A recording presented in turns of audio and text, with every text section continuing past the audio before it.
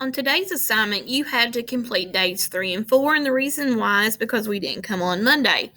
So we had to double up on a day, and I picked this one because lesson 4 is pretty short.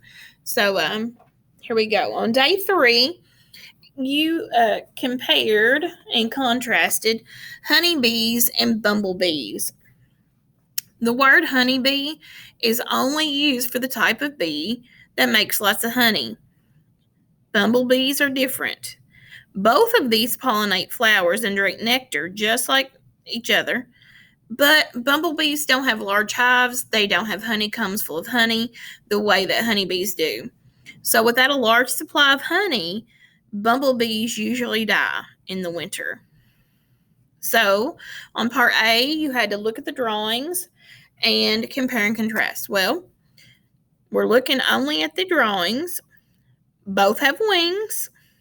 Both have 6 legs. If you have something else, that's probably okay. If you have one of these, that's fine. How are they different? Well, the honeybee is a little bit smaller than the bumblebee. And if you look closely, you can tell that the bumblebee has more hair.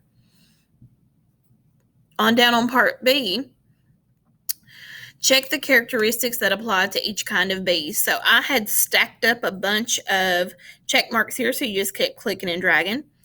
Pollinates flowers, you should have put a check under honeybee and bumblebee. They both do that. Drinks nectar from flowers, both the honeybee and the bumblebee do that. Produces large amounts of honey, that's only the honeybee. Creates honeycomb filled with honey, only the honeybee again. Often dies in the winter, that would be the bumblebee. And depends on flowers for survival, that would be both honeybee and bumblebee. Going on down, slide 2. On this one, it talked a little bit more about beekeepers.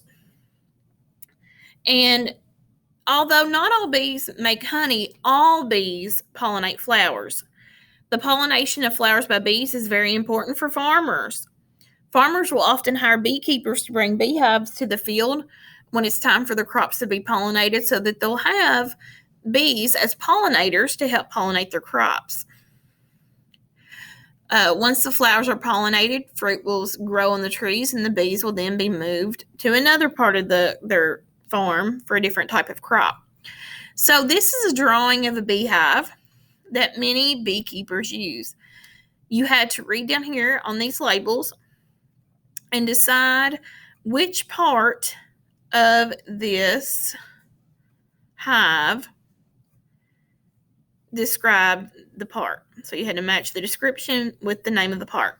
So A says the spaces in this grid are too small for the queen bee to get through. It keeps the queen from laying eggs in the honeycomb. That would be A, the queen excluder.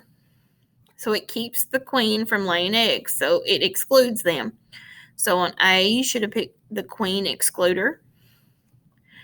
B, inside these boxes are hanging frames where the bees can build honeycomb and make honey. Those will be called the honey supers.